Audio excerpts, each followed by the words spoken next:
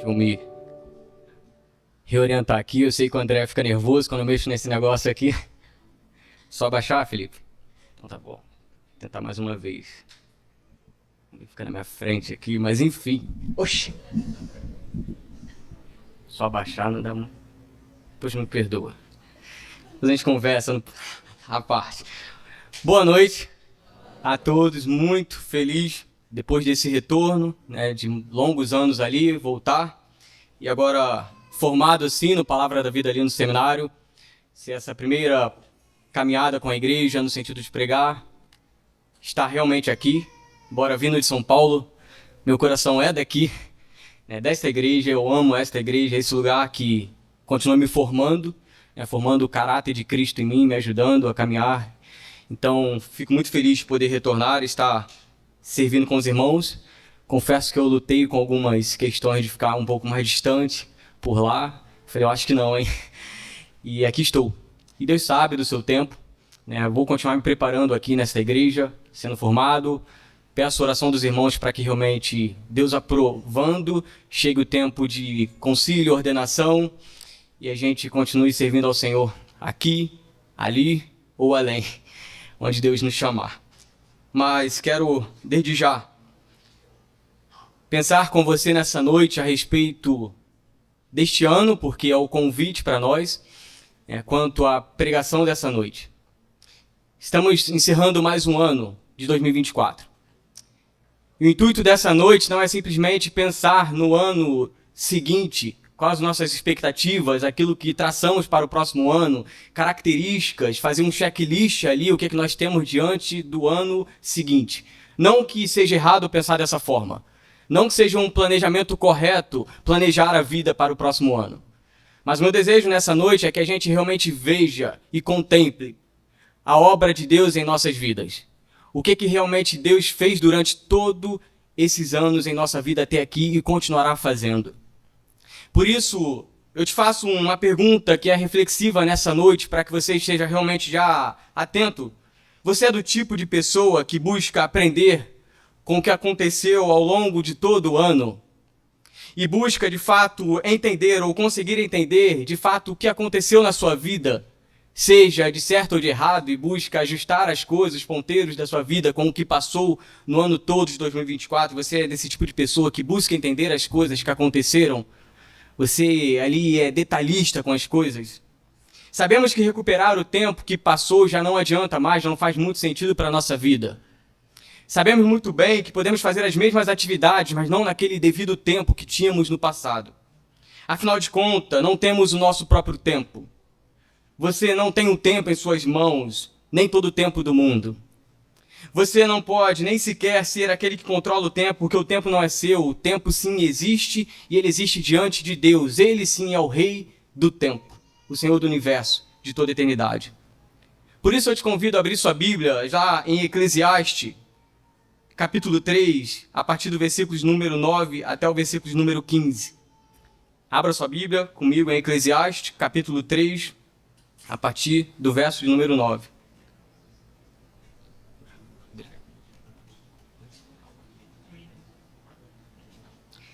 Esse é o texto que vamos trabalhar nessa noite. Salomão, já na sua idade avançada, olhando para a vida, continuando temendo ao Senhor, ainda que nos seus últimos dias de vida. Capítulo 3 de Eclesiastes, a partir do versículo de número 9, diz assim: O que ganha o trabalhador com todo o seu esforço? Tenho visto o fardo que Deus impôs aos homens. Ele fez tudo apropriado ao seu tempo. Também pôs no coração do homem o anseio pela eternidade. Mesmo assim, ele não consegue compreender inteiramente o que Deus fez. Descobri que não há nada melhor para o homem do que ser feliz e praticar o bem enquanto vive. Descobri também que poder comer, beber e ser recompensado pelo seu trabalho é um presente de Deus. Sei que tudo que Deus faz permanecerá para sempre. A isso nada se pode acrescentar. E disso nada se pode tirar. Deus assim faz para que os homens o temam. Aquilo que é, já foi, e o que será, já foi anteriormente. Deus investigará o passado. O tema dessa noite tem como título: O plano de Deus para toda nossa vida. Como eu disse, não só pensando para 2025, mas o plano de Deus para toda a nossa vida. Rapidamente, uma visão breve aqui, ou panorâmica do livro de Eclesiastes, para que você possa depois fazer uma leitura, eu te recomendo a ler, ainda que seja um livro muitas vezes que tem um olhar pessimista, sombrio ali, acinzentado, né, que talvez muitos leem e tenha que ter um estômago forte, talvez num senso de uma depreciação da vida aqui. O panorama de Eclesiastes, a gente encara a vida e ele entende dessa forma, entendendo o lado inexplicável da vida que é expresso como texto, que Deus fez um dia bom, e se eles forem bons, aproveite. Sendo ruins, não os desconsidere. Deus faz tanto um quanto o outro para evitar que o homem descubra o futuro. Não só encarar o lado inexplicável da vida diante dessa situação, também o autor de Eclesiastes, o pregador, ou o mestre aqui, Correlete, ou Salomão, também nos chama a encontrar alegria e satisfação na vida. Também está em todo o seu livro, você pode estar lendo e acompanhando isso. Por fim, ele encerra no seu único discurso, porque Eclesiastes é visto como um único sermão sendo pregado pelo pregador aqui, pelo mestre. E ele fala do tema que nós conhecemos muito, temer a Deus durante toda a vida. Assim ele encerra, no capítulo 12, com o propósito final do homem, tema a Deus e obedeça aos seus mandamentos. Mas eis que surge a pergunta diante de nós, aqui no texto, no versículo 9, que proveito tem o trabalhador com o que se afadiga? Essa pergunta aqui ela já é repetida porque no capítulo 1, no versículo 3, ele já disse sobre isso, sobre a inutilidade da vida, sobre a vaidade das coisas. E não entenda a vaidade no livro de Eclesiastes simplesmente como algo material, como você olha, por exemplo, um relógio no pulso de alguém, nossa, que relógio bonito, vaidade, que vaidade. Não, entenda o termo inutilidade. Inutilidade como algo que é um vapor, pela busca da sabedoria ao encontrar algo nessa vida e tentar encontrar uma resposta final. No final você vai ver que é vapor, é efêmero. Isso é vaidade para ele. E aí diante desse trabalho, diante dessa realidade da vida debaixo do sol, que tipo de retorno teria o autor aqui com todo o seu investimento na vida, com todo o seu esforço? Perguntamos, vale a pena tudo o que fazemos, todo o nosso dia, o ciclo da vida se repetindo dia após dia? Queremos saber. Esse é o nosso grande questionamento para a vida. E creio que você fez isso durante todo o ano de 2024. Será que realmente fez sentido o que eu estou fazendo? A resposta parece um não enfático para o Eclesiastes aqui, para o pregador. E o versículo 9, então, é uma pergunta retórica, que já é conhecida, como eu disse, no capítulo 1, no início, no versículo 3. Como ele chega aqui e pergunta, o que ganha o trabalhador com todo o seu esforço? Sabe qual é a resposta, meus irmãos? Nada. Parece que é isso. Você já teve essa sensação? Que ganha o trabalhador, acordar cedo, meu trem, o ônibus, voltar, chegar em casa, o que eu ganhei com isso? Parece que é nada. Depois de fazer uma análise breve da vida debaixo do sol, e é isso que ele faz no início do capítulo 1 e no início do livro, agora ele traz o seu olhar para uma realidade diferente que o ajuda, contemplando as obras de Deus. Não mais vendo a realidade, e o seu método aqui é a observação não só da vida humana, não dos homens, mas agora ele passa a contemplar as obras de Deus. Veja, os versículos 9 a 15, irmãos, nos ajudam a dar continuidade ao tema do tempo. É o capítulo 3. Há tempo para tudo, e você conhece muito bem, que é desenvolvido durante todo o capítulo 3, do versículo 1 até o versículo de número 8, que está entre dois grandes contextos maiores da vida, quanto ao nascer e morrer. E aí as outras coisas acontecem com uma experiência humana da vida, onde Deus fez o homem justo, mas ele foi atrás de muitos problemas, e parece que ele sim causou os grandes problemas de sua própria vida. Mas aqui está o tempo desdobrado pelo Senhor, do 1 ao 8, bem planejado, e no 11, uma execução linda da parte do nosso Senhor. Esse é o livro de Eclesiastes. Então nós vemos aqui ele abordando as perplexidades da vida, desilusões da vida. E tempo e ocasiões aqui significa aquilo que está diante de Deus. As ocasiões, estações. Você não realoca o tempo. Verão, primavera, outono, inverno, para que você possa tirar suas férias. Eles estão lá. Você precisa se adaptar a essa realidade. Daquilo que Deus já fez. Deus controla o tempo, por isso ele tem uma visão soberana de Deus que deve nos trazer uma tranquilidade em nossos corações. Não há só um tempo para tudo, mas há um tempo perfeito, onde Deus faz tudo na hora certa. Devemos louvar a Deus por sua cronologia, pelo seu tempo, pela sua época, pelas coisas que acontecem na nossa vida, devemos louvar a Deus pela sua cronologia, pois a sua cronologia é bonita, é bela, é formosa. Seus processos inumeráveis carregam o seu próprio caráter, onde nos ensina que o próprio Deus faz as coisas florescerem, amadurecerem, tudo no seu devido tempo. Não como nós queremos. Deus faz as coisas florescerem, tudo no seu devido tempo. Tempos acontecendo, essa repetição. Recentemente a gente teve a notícia de um grande teólogo, talvez não conhecido de todos, D.A. Carson, que já um grande homem que escreveu muitos livros, um grande pregador, um doutor, um PhD em teologia. Não só ele, como outros homens, recebemos a notícia de que ele está enfrentando uma enfermidade chamada doença de Parkinson. Eclesiastes fala que é tempo de falar e é tempo de calar. Esse homem que escreveu muitos livros, falou muito, pregou muito. Chega no final da sua vida agora, numa parte dela. E a doença de Parkinson, eu estava lendo um pouco, fala que você sofre alterações na sua fala e na sua escrita. Há tempo de parar. Contudo, esse tempo ainda é formoso, esse tempo ainda é belo. Embora a passagem seja repleta de beleza e poesia para nós, onde há parentéticos hebraicos aqui acontecendo, quando ele fala tempo de chorar, tempo de rir, tempo de prantear, tempo de dançar e tantas outras coisas acontecendo no texto, esse tempo para nós é um tempo perfeito. A beleza, a poesia, só que o pregador aqui se sente sufocado diante desse tempo que acontece, parece que é o controle de Deus, carregando uma revolta consigo mesmo, sem entender o porquê dessas coisas. E nós vivemos assim. Talvez você viveu assim em 2024 se perguntando o porquê dessas coisas. Por que os tempos são assim? Por que as coisas acontecem exatamente assim? E o tempo pressiona, o tempo nos pressiona. Mas voltando, nós estamos dentro de um plano de Deus que é para toda a nossa vida. Você já se pegou vendo uma porta que queria tanto abrir, mas ela permaneceu fechada. E aí você não entendeu o quanto aquilo era tão difícil para você, mas conseguiu seguir na direção, não diferente, mas na mesma direção, e viu que lá na frente aquilo era realmente o sentido certo para a sua vida, o caminho certo para todas as coisas, desde o início. Ao insistir que tudo aconteça de acordo com a nossa própria agenda, devemos descansar na agenda de Deus. A gente não entende, porque a gente quer fazer da nossa maneira, da nossa agenda, da nossa forma. Mas aí você tentou adiantar as coisas.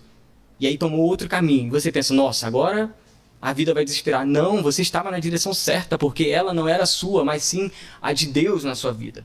Por isso, o primeiro movimento do nosso texto tem como subtítulo a busca por sentido na vida. Está no versículo 9. Eu queria que você olhasse para a sua Bíblia novamente. O que ganha o trabalhador com todo o seu esforço? Tenho visto o fardo que Deus impôs aos homens. Ele fez tudo apropriado ao seu tempo. Também pôs no coração do homem o anseio pela eternidade, mesmo assim ele não consegue compreender inteiramente o que Deus faz. Esse é o grande dilema da nossa vida. A busca por significado, por sentido na vida. Bem provável que você já tenha se perguntado muitas vezes algo do tipo, será que alguma coisa nisso tudo que eu estou fazendo faz sentido? Será que a vida ou alguém me explique o motivo que tenho, que justifique a vida, pelo menos nesse momento dela que eu estou vivendo? Será que alguém pode justificar o que está acontecendo na minha vida durante esse ano? As coisas que enfrentei, será que alguém pode me apontar ou dar um motivo por que elas acontecem, por qual o sentido dessas coisas estão acontecendo ou aconteceram na minha vida? Esse muitas vezes é o pensamento do ímpio, do pagão, mas também é o nosso. Quando estamos sem Deus e sem entender o que Deus está fazendo. Por isso o versículo 9, aqui o proveito que o autor, Eclesiastes, diz, é como um ganho que ele deseja, mas que não se pode conquistar ou ser alcançado da maneira que ele quer. Mas ainda, o versículo 10, então, relembra divinamente essa busca que é imposta por sentido pelo próprio Deus. Ele repete essa expressão aqui que nós estamos lendo no versículo 9, no vocabulário, lá no capítulo 1, versículo 13, quando ele diz, que fardo pesado Deus pôs sobre o homem. Que fardo pesado Deus pôs sobre o homem. A busca por significado, sentido na sua vida. Eu sei que você faz isso, porque eu faço. Ela é ocasionada pelo próprio Deus. É Ele que dá esse sentido à nossa vida, é designada por Deus a nós. A busca por sentido. E nós vamos ver isso e vamos continuar entendendo. Só que diante dessa busca por sentido na vida, significado da vida que nós queremos saber diante dos fracassos, por que aquelas coisas não andaram, por que aquelas coisas deram erradas, por que aquelas coisas deram certas só agora, e a gente fica nesse dilema da vida, e parece sim um caminho de um pessimismo, onde tem um pêndulo que bate para um lado e bate para o outro. Uma hora eu estou super feliz, uma hora eu estou muito triste, e a gente não entende. Um dia eu acordei e parece que está tudo bem, mas no mesmo dia parece que as coisas desandaram. Você não tem uma agenda na sua vida ou no seu celular programada do tipo, lá em janeiro, dia 20 eu vou estar feliz, mas no dia 30 eu vou estar triste. Você não tem isso, você não consegue. As coisas acontecem dentro desse tempo, da experiência humana. Mas diante disso tudo, quando eles questionam o sentido da vida, aonde a sua sabedoria, por vezes, tenta investigar tudo isso, e ele vê que houve um fardo pesado que Deus colocou sobre os homens, colocou sobre nós, para buscarmos sentido, mas não encontramos. Isso tudo é ocasionado, intencional, pela parte do próprio Deus. Mas é quando, no versículo 11, uma mensagem maravilhosa a nós é apresentada, da declaração da bondade de Deus, o ponto de vista muda pelo autor. Olha o versículo 11. Pois ele fez tudo apropriado ou formoso ao seu tempo. Capítulo 3, verso 1, ele diz, para tudo há uma ocasião certa, há um tempo certo para cada propósito debaixo do céu. Deus fez tudo formoso, apropriado ou belo ao seu tempo. Não se trata apenas de observar a realidade da criação perfeita de Deus lá atrás. Agora, Eclesiastes está diante de uma realidade, sim, do mundo caído por conta do pecado. A sua vista está totalmente obscura aqui por conta de muitas coisas, inclusive por conta do próprio pecado. Mas ainda assim, agora no versículo 11, aquele homem que começa perguntando que fardo pesado ou que ganha o homem debaixo do sol, com tudo que se afadiga, agora o seu olhar muda e ele para de contemplar as coisas que o homem faz para contemplar as obras de Deus, e ele vê que Deus faz tudo apropriado ao seu tempo e formoso. Não se trata apenas, como eu disse, de observar a criação do mundo, mas de encontrar garantias de como Deus tem reinado desde então. Você tem encontrado essa garantia? Que Deus tem reinado desde então na sua vida? Deus organizou o tempo de forma bela, formoso ao seu tempo. Isso deve ser uma fonte de alegria para o seu coração. Eu não sei se é, mas que nessa noite seja uma fonte de alegria, porque Deus fez tudo apropriado. Esse é o tempo apropriado. Todavia parece que não é tão apropriado ou formoso, porque parece que estamos fora disso. Parece que estamos vendo do outro lado, não como Deus está vendo. E aí, muitas vezes, a vida tem seus altos e baixos. Você geme, você chora, você se desespera e se alegra ao mesmo tempo. Todavia, o nosso desejo é de encontrar o lugar de onde procede ou de onde vem toda essa beleza. Fomos criados, sim, para aquilo que é belo. A graça de Deus, a beleza de Deus na criação nos atrai e não há nada de errado nisso. Mas nós queremos encontrar de onde vem toda essa beleza. E aí, esse buscar sentido na vida é o próprio Deus que nos dá. A falta de satisfação nesse mundo, então, plena nesse mundo, é intencionalmente da parte de Deus, uma ação de Deus, pois os prazeres desse mundo são inutilidade, meus irmãos.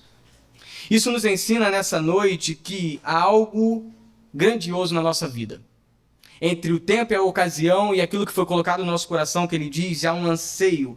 Ele fez tudo apropriado ao seu tempo. E também pôs no coração do homem um anseio pelo eterno ou pela eternidade. Preste atenção. A eternidade no coração se refere à capacidade de algo maior e melhor do que essa sucessão de tempos que nós temos incontroláveis. Do dia, das coisas. O anseio pelo eterno vai além dessas coisas que nós temos do nosso dia comum, do nosso ordinário. C.S. Lewis chega a afirmar que se eu encontrar dentro de mim um desejo que nenhuma experiência deste mundo possa satisfazer, a explicação mais provável é que eu fui feito para outro mundo. Busquei, tentei achar. E se nada nesse mundo me trouxe satisfação, há uma resposta. É porque eu não fui feito para esse mundo. Paulo explica isso dizendo que nós somos cidadãos dos céus. A nossa pátria é celestial. Vivam de modo digno do Evangelho de Cristo nessa terra. Paulo fala do correr para aquilo que já foi alcançado. Paulo fala do seu prêmio, do seu alvo. Paulo fala que viver é Cristo, a vida dele é do alto. mas ainda está nesse mundo. Mas se tentarmos encontrar coisas nessa vida, não vamos conseguir. Outro pensador diz o seguinte: encontrei mais em Cristo do que jamais esperava desejar. Coisa bonita. Encontrei mais em Cristo do que jamais desejava encontrar. Meus irmãos, nós experimentamos a eternidade em nosso coração quando aceitamos gradualmente os dons de Deus, os presentes de Deus e obedecemos aos seus mandamentos. A ideia é que Deus nos colocou no tempo, nessa época, nesse lugar, nesse ano que estamos vivendo, mas com um senso implantado de eternidade e no reconhecimento de que tudo que há debaixo do sol não é tudo o que há. Sabe aquela viagem maravilhosa que você vai fazer e pensar: nossa, eu vou para certo lugar, agora eu vou ver coisa que eu nunca vi na minha vida. Que lugar lindo que eu espero. E você chega lá, não é tudo o que há. Por quê? Porque as coisas foram feitas para serem assim. Sinto lhe dizer isso, para que você não encontre nada que te traga tanta satisfação do que o próprio Deus, a alegria que tem nele, a satisfação que tem nele. Eclesiastes nos ajuda a perceber, então, que não precisamos entender tudo, ou compreender plenamente as coisas que Deus faz, ou de que forma nossas decisões vão contribuir para o grande plano de Deus, ou o grande esquema de Deus em nossas vidas, mas se não confiar que Ele está cuidando do grande plano. E muitas vezes pensamos, sabe como? Como a nossa realidade da vida vai colaborar com as questões futuras, como a nossa tarefa de viver, comer e trabalhar vão colaborar, vão se encaixar com o chamado de adorar, servir o meu Deus nessa vida. Enquanto temos uma visão abrangente das coisas, um ponto de vista limitado, Deus vê a coisa de forma perfeita, completa. Nós estamos como vendo um tapete pelo lado do avesso. Sabe como é um tapete do lado do avesso? Você vê aquele lado que você vai pisar ali, bonitinho, tudo bem trançado, mas do lado avesso aqueles fios soltos, pontas que você não entende nada. Se você for tentar desembaraçar no seu próprio ponto de vista, partindo do seu próprio ponto de vista, você vai ver que é uma inutilidade. Não consegue. Mas nós olhamos e, por exemplo, uma canção de Stênio Márcio, quando ele fala do tapeceiro, o grande artista, ele não se engana. Ele sabe o começo, do início ao fim, a obra-prima. Ele está trabalhando. Permita-me ilustrar nessa noite ainda com uma pintura. E a pintura de um amigo do seminário chamado Mauro. Ele sim é um grande artista. Ele nesse momento ele deve estar lá no Japão com a sua esposa recém-casada. Ele vai ser missionário no Japão. E eu estive com ele durante o último ano no mesmo quarto. Mauro foi dotado de uma habilidade que invejava muitos naquele seminário. Eu mandei a foto para alguns, né, André? E Mauro sacou esse quadro, botou na bancada e começou a pintar. E eu ficava observando. Quando Mauro fez a apresentação final num dos eventos que a gente tinha lá, alguém perguntou do meu lado: foi ele mesmo que pintou? Eu falei: foi, rapaz, eu vi ele pintando esse bendito do quadro. E ali tá, né, o material dele, e eu tentava opinar ainda, né, como sempre. Eu falei: poxa, Mauro, será que... Aí eu vi que não dava certo. Mas o que eu quero te apresentar nessa noite? Por mais que eu conseguisse entender e ver as qualidades suficientes desse quadro, por mais que eu me afastasse para ver aquilo de forma completa do quadro, o grande desenho se escapa aos meus olhos. Somente o criador desse desenho, que é o Mauro, podia saber os detalhes, o pincel que ele precisou usar para dar os detalhes, os recortes, a cor, a intensidade de cada detalhe dessa imagem. Dia após dia pintando ele, só o Mauro conseguia ver essa obra por completo e por inteiro, desde o princípio até o fim. Eu não. Eu vi a qualidade assim, de fora. E você pensa até que é mentira, né? Mas vai ter um tigre de verdade. A gente brincava que era, né, para tirar, que à noite a gente não ia conseguir dormir com esse tigre lá no quarto.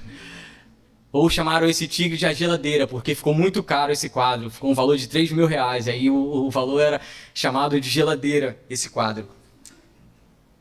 Mas a ideia aqui, o ponto central, ou a essência aqui dessa ilustração é o seguinte: Deus vê a obra completa. A gente quer entender o sentido da vida, os significados pormenores, os detalhes, o que Deus fez na minha vida durante o ano de 2024, como Deus trabalhou, poxa, como aquela queda, como aquela falha, como aquela perda, como aquela coisa que eu ganhei, como aquilo que não aconteceu, como isso contribuiu para uma obra maior de Deus. Você não consegue nos detalhes, mas Deus vê exatamente essa obra completa. Paulo, quando fala em Romanos 8, versículo 30, aquele versículo que é chamado, como eu já preguei uma vez aqui sobre a ordem da salvação, que ele fala dos que foram chamados, dos que foram predestinados, quando ele termina dizendo sobre justificou e a este glorificou, ali a expressão glorificar é um ato que é uma ideia completa no seu sentido original da palavra, aonde aponta que Deus vê o fim desde o início e cujo seu decreto e propósito, todos os eventos futuros são abrangidos na sua vida. Isso não é maravilhoso? Você consegue descansar nisso? Ver um Deus que vê a obra completa na sua vida. Não só no ano de 2024, por isso que eu falei que o sermão dessa noite não tem a ver com o ano de 2025, mas com toda a sua obra, toda a sua vida, tudo que Deus tem feito na sua vida. E é isso que Ele vai continuar fazendo. Nós fazemos planos, nós fazemos muitos planos, nós olhamos para as coisas de forma muito limitada. Deus vê a coisa muito mais maravilhosa, perfeita. Lembra? Deus vê e formou tudo de forma perfeita. Nós devemos ver como Deus vê. Cada ser humano deseja descobrir e compreender todos os caminhos de Deus no mundo, mas sabe qual é o nosso problema? O meu e o seu? Você não é Deus. Simples, né? A gente tenta compreender, mas você não é Deus porque você não consegue ver essas coisas. Mas Ele está vendo. A sua miopia e a minha, porque agora realmente eu estou míope, né, de uma vista, só revela, só evidencia a falta de entendimento sobre o que ocorre desde o princípio até o fim. Paulo deixa isso claro para nós quando ele diz lá aos Coríntios, porque agora vemos por um espelho, em enigma, mas então verei face a face. Agora conheço em parte, mas então conhecerei, como também sou conhecido. A gente tem a vista embaçada, a gente vê por parte. Mas um dia seremos vistos como por Ele realmente somos conhecidos. Vimos primeiro o significado da vida, buscar o sentido da vida, e o segundo movimento do nosso sermão, para a gente avançar, é o desfrutar da vida como uma dádiva de Deus, fazendo a obra de Deus agora. Se nós estamos nessa busca por sentido da vida e tentar encontrar um sentido, um significado para a vida, e nós vimos que Deus faz tudo apropriado ao seu tempo, entendemos que Ele está fazendo a sua obra, então o que vamos fazer agora diante da verdade do texto? Versículo 12 diz: descobri então que não há nada melhor para o homem do que ser feliz e praticar o bem enquanto vive. Descobri também que poder comer, beber e ser recompensado pelo seu trabalho é um presente de Deus. O autor começa aqui com um verbo conhecer, muito conhecido na língua hebraica aqui, que é um verbo onde traz o sentido de descobrir. Ele usa a tradução das nossas versões sei. Ele tem conhecimento disso. Ou em outras palavras, viva o melhor que você puder, fazendo bem, fazendo o melhor. Há um homem na história, Jonathan Edwards, que ele dizia: vou olhar para o tempo e vou procurar viver de forma mais vantajosa que eu puder. Vou viver a vida. Vou desfrutar a vida como um presente de Deus, fazendo a obra de Deus, e praticar o bem enquanto se vive, meus irmãos. É demonstrar o amor de Cristo com atos de misericórdia de forma prática neste mundo. É brilhar Jesus no mundo. E o pregador nos chama a fazer isso, esse movimento, com o contentamento, com a provisão que vem de Deus como dádiva para nossas vidas. O trabalho é uma bênção, irmãos. Eu não estou trabalhando atualmente, mas eu trabalhei um bom tempo. E sei que muitos irmãos aqui trabalham arduamente debaixo do sol. Sua labuta diária, suas tarefas são incansáveis. Mas o trabalho, em hipótese alguma, pode se tornar um substituto de Deus na sua vida. Não pode ser o substituto do Evangelho na sua vida. Mas também devemos olhar do outro lado, ao invés de encarar o trabalho, a vida e os prazeres com descontentamento ou como parte da religião desse tempo, o hedonismo, onde se busca o prazer pelo prazer somente, satisfazer o próprio ego, a própria vida, não pensando nos outros, não tendo um interesse nos outros, não pensando no bem-estar dos outros e principalmente na vida da sua comunidade cristã e daqueles que estão realmente necessitados mundo afora. Mas pensamos só em si mesmo, em ter e conquistar e viver a vida. Não, isso não é desfrutar a vida como um presente de Deus e fazer a obra de Deus nesse mundo. Trabalho é uma bênção, meus irmãos. Devemos desfrutá-los e vê-los com o coração cheio de alegria como um presente de Deus, com bondade de Deus. Eclesiastes, no início, no capítulo 2, versículo 10, ele fala que buscou dar prazer à sua própria vida. Se você já leu, você vai lembrar desse texto. Busquei dar prazer à minha vida e não me neguei a isso. A dar prazer ao meu próprio coração.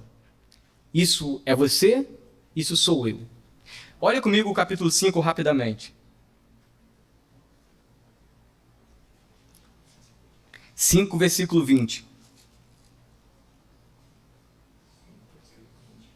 Capítulo 5, verso 20, ele vem falando do 18 sobre descobrir que para o homem nada é melhor e viver e comer, e é o mesmo contexto do que ele vem falando, mas no 20 ele diz o seguinte, no capítulo 5, raramente essa pessoa fica pensando na brevidade de sua vida, porque Deus o mantém ocupado com a alegria do coração. A gente fica preocupado com as coisas nesse mundo, querendo, Mateus 6 vai dizer, não andeis preocupado, não é a vida mais importante. Olha os lírios, olha os pássaros, eu cuido de tudo.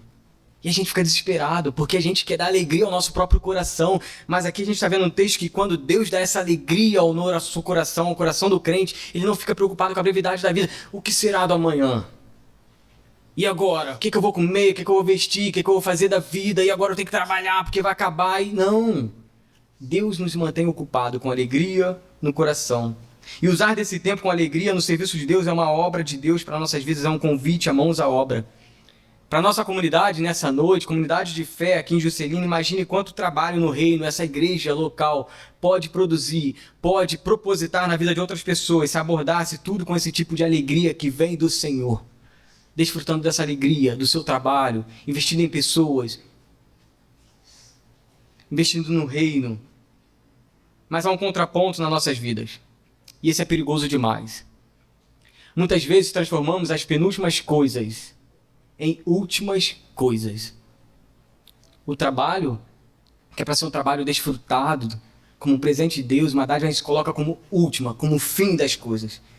Uma pessoa, qualquer outra coisa. Isso rouba o brilho dos nossos olhos e a verdadeira vida que nós temos. Não há mal nenhum em desfrutar do trabalho, se alegrar, comer, beber. Mas o propósito final de todas as coisas está em Deus. Ele é o objetivo supremo, definitivo de nossas vidas. Infelizmente, devido à nossa natureza pecaminosa, nossos amores estão desordenados. Nós trocamos as coisas pelo Criador. Tudo passa a ocupar o lugar do nosso coração agora. Mas tenhamos em mente que dele tudo procede, ou seja, o bem supremo. A fonte de toda alegria, de tudo onde deve ser atribuído a ele. O salmista diz, pois em ti está a fonte da vida. Graças à tua luz, vemos a luz. A fonte da vida não está nas suas conquistas, não está no seu trabalho, não está naquilo que você, ainda que se esforce para ganhar com suas mãos e que você deva aproveitar o máximo, procede de Deus. É fonte de vida. Precisamos entender isso, que tenhamos em mente que dele tudo procede e com isso você deve desfrutar a vida, com ele e não sem ele. Aplicando o versículo à sua vida, eu queria que fosse colocado ali, eu queria que todos lessem, como se fosse realmente você falando, né, na primeira pessoa aqui, esse texto para a sua vida, para que você aplicasse. Vamos lá, todos juntos. Sei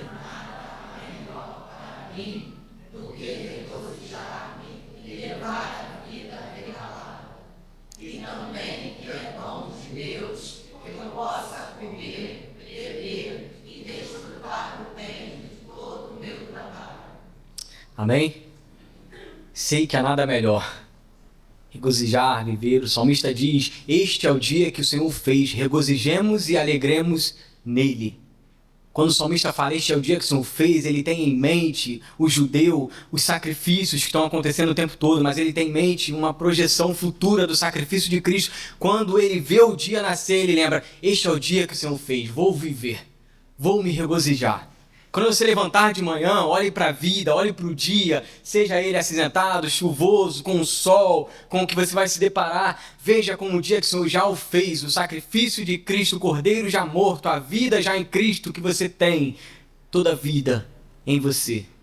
E aí você vai viver dessa forma, regozijando-se, porque você já tem um dia que Cristo já fez e já te deu para viver, não você. Para a gente caminhar, e o último ponto, diante da realidade do sentido da vida e que buscamos o sentido da vida, e também mais à frente sobre o desfrutar da vida, agora o que nós fazemos diante do desfrutar da vida? Confiando em Deus, no controle soberano dele. E no verso 14 é o segundo sei, onde ele diz, sei que tudo que Deus faz permanecerá para sempre. A isso nada se pode acrescentar e disso nada se pode tirar. Deus assim faz para que os homens o temam. O pregador, então, meus irmãos, alimenta o seu coração com essa verdade agora. O pregador alimenta o seu coração com o controle soberano de Deus que permanece sobre todas as coisas. Sabe o que ele faz e que devemos fazer também? Simplesmente é deixar Deus ser Deus. E a gente, por vezes, não faz isso. A gente se coloca no lugar de Deus, quer tomar a frente das coisas e resolver as coisas com o nosso próprio esforço, nosso próprio braço. Mas o que ele está dizendo é aceitar com reverência a sua soberania sobre o tempo e a eternidade em nossas vidas. É deixar ser Deus quem Ele realmente é. Pergunto a você nessa noite ainda, você enxerga o domínio absoluto de Deus como uma fonte de esperança ou um desencorajamento? Você debaixo do senhorio de Cristo, aquele que governa a sua vida, você vê isso como aquele que controla o tempo e a época, a eternidade em suas mãos, como um peso, como um desespero, ou como algo que te traga esperança e fonte de esperança para a sua vida? Deus, por vezes, bota a sua mão, a sua boa mão, e Ele age diretamente. Mas, por vezes, Ele nos permite que façamos coisas, escolhas e decisões, mas isso nunca foge do seu controle soberano e eterno. Pode parecer um clichê, mas o nosso relógio, o Cronos, o ponteiro do nosso relógio, como nós queremos determinar as coisas, os dias, eu disse que o tempo não nos pertence, mas sim a Ele. Pode parecer assim um clichê, nosso relógio não é o de Deus, porque o dele é o Kairos, é o tempo eterno. Estamos dentro desse tempo, da época, mas estamos também desse tempo maior, que a Ele pertence. Como diz mais um salmista, o Senhor se assenta como Rei para sempre. Ele se assenta como Rei para sempre. Nesse momento, nessa noite, durante todo o ano de 2024, diante de tudo que você fez, de cada passo que você deu, de cada coisa que fugiu ao seu controle, aos seus olhos, o salmista diz, Ele se assenta para reinar para sempre. E essa expressão que o texto diz, sei que tudo que Deus faz permanece para sempre. Sabe aquela ideia de buscar sentido nas coisas? Até isso. Deus faz que todas as coisas sejam assim e nos dá esse privilégio de desfrutar a vida. Porque tudo Ele faz para sempre. Ninguém pode acrescentar nada. Muitas vezes questionamos o tempo de Deus. Seja achar porque Ele age tarde demais ou cedo demais.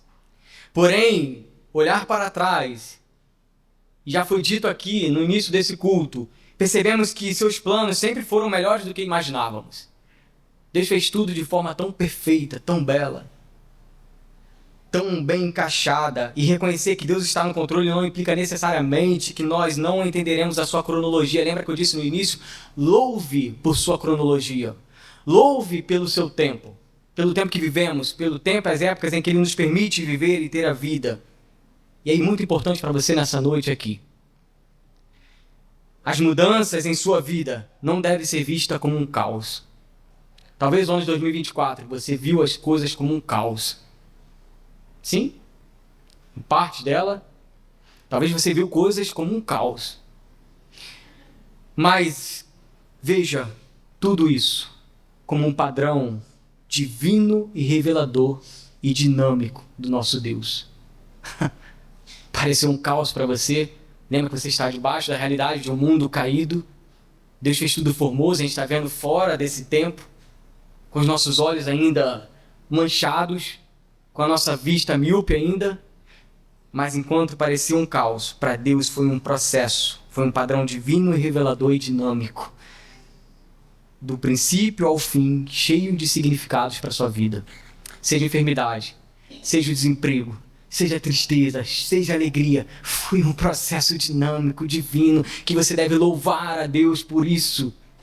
Não se entristecer porque as coisas não foram como você quisesse que fossem. Apegar-se a essa verdade, então, coloca cada desapontamento em nossa vida no seu devido lugar, como parte do aprendizado de cada lição que nós vimos aqui, nessa experiência humana, meus irmãos. Em tudo que nós estamos vivendo, onde a permanência e eficácia divina nos conduz, sabe ao quê? Veja para o seu texto. Deus assim faz, para que os homens o temam. Sabe por que parece ser desesperador a busca por sentido e não encontrarmos? Sabe por que se render ao controle do tempo soberano de Deus parece desesperador e a gente tenta conduzir as coisas e não conseguimos? que Deus faz todas essas coisas para que a gente o tema. Essa é a mensagem de todo o livro. Deus quer que temamos a Ele. Qual o plano de Deus para a sua vida? Ter um melhor salário no próximo ano? Um outro carro? Uma nova casa? Ok, que tenha, me convide, estarei lá, desfrutando junto. Mas o que o texto está dizendo é que Deus faz assim. Parece que a coisa fica confusa. Para que a gente o tema no nosso coração. Não significa que você agora vai desistir de buscar sentido da vida, mas descansar a sua vida no único fundamento e sólido do tempo e da eternidade. Lutero chega a comentar que ter Deus em vista é saber que Ele vê todas as nossas obras e reconhecê-lo como autor de todas as coisas. Ter Deus em vista é saber que Ele vê todas as coisas, todas as nossas obras, e devemos reconhecer Ele como autor de todas as coisas. Emílio Garofalo vai dizer o seguinte, comentando sobre essa passagem: o mundo foi sujeito à vaidade na queda, tornando-se frágil e fragmentado. Mas Deus continua a se revelar. Ele não permitiu que suas pegadas fossem apagadas deste mundo, nem que suas digitais fossem borradas, nem que sua memória fosse esquecida. Deus faz o que faz, meus irmãos, novamente, para que os homens o temam diante dele. O que você vai fazer quando chegar no dia de amanhã, quando levantar e lembrar do dia que o Senhor fez? Temer ao Senhor, pela vida, pelo ar, pelo trabalho, pelo patrão, pela família, pelas condições que Deus te dá de você poder chegar no lugar de trabalho e ser testemunha desse Deus vivo, brilhando Jesus nesse mundo, fazendo isso com temor no coração. Algum dia saberemos o que Deus fez, do início ao fim, ou pelo menos tudo aquilo que quer Deus que saibamos. Hoje não. E que bom que é assim, irmãos. Se você quer saber, aí é com você. Eu não quero. Eu quero saber aquilo que Deus permite que eu saiba. Com Paulo, que vai até um lugar elevado e é colocado um espinho na sua carne, para que ele não entendesse todas as coisas. Nós fomos criados para a eternidade, para viver para sempre. Por conta da queda, fomos sujeitos a essa vaidade, a essa vida. Então as coisas são assim. Que bom que são assim. Mas Deus não parou de trabalhar. Isso nos ajuda a resolver o problema de nossa pergunta inicial sobre conseguir entender as coisas. E talvez você encerre esse ano tentando entender as coisas que aconteceram. Nos seus mínimos detalhes você não consegue. E você precisa fazer o quê? Avançar, viver, continuar, desfrutar a vida. Saber que Deus controla, é soberano, temer a Deus. Esse é o livro de Eclesiastes. Esse é o sermão de Eclesiastes. A aflição e o lamento do pregador, então, nos ensina, e ele fala no verso 20, olhe para sua Bíblia, capítulo 3, versículo 20. Todos vão para o mesmo lugar. Vieram todos do pó, e ao pó todos retornarão. Que coisa sufocante. Como se fosse assim: vou viver? Vou fazer tanto? Para quê? Se somos comparados aos animais, vamos para o mesmo lugar. Do pó viemos, ao pó retornaremos. Do que vale, então, conquistar tanto, ter tantas coisas, se alegrar nessa vida, se o final dela é morrer?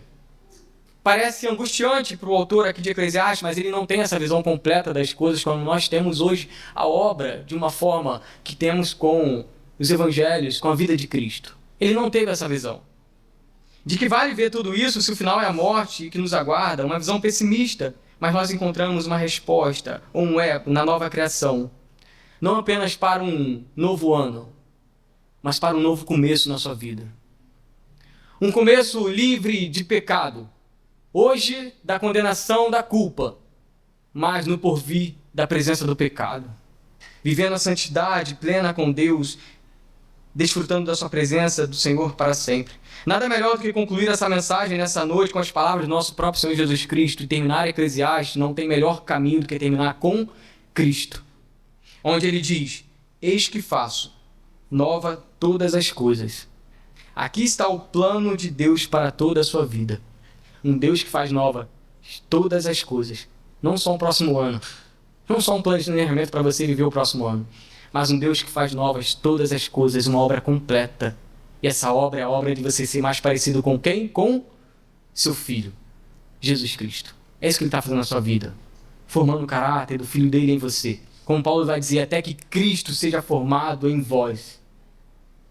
Mais de Cristo. Isso você já tem.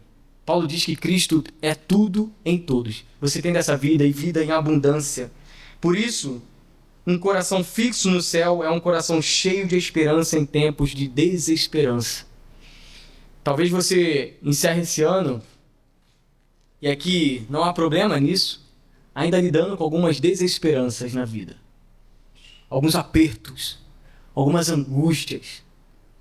Tentando ainda encontrar no último minuto desse ano algo que dê sentido à sua vida. E você se esqueça de tudo que nós falamos aqui sobre o controle soberano de Deus, sobre desfrutar da vida, sobre se alegrar na vida com o presente de Deus.